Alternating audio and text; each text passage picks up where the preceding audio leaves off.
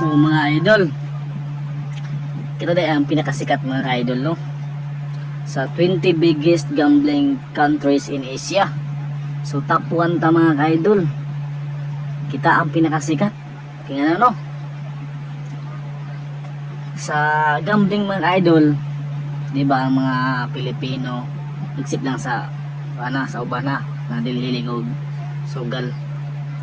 Kita sa mga Pilipino mostly gyud sugal mga idol, no? Iligyo na ng sugal mga idol, except lang ng uban mga idol ha. Kay kita gyud ang pinaka top gyud sa 20 biggest na country. Kita ang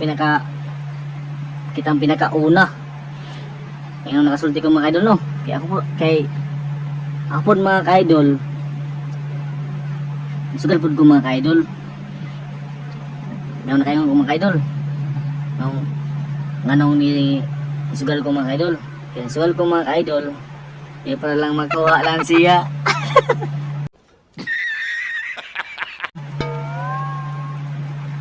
Nakoy tambag sa mga palahubog, di ba? Kanang sugmay ng alcohol. Ay na ko sa ako kan god, pero na ako god. Ay tambag ninyo mga idol. Gusto mo ta mga manginom. Love.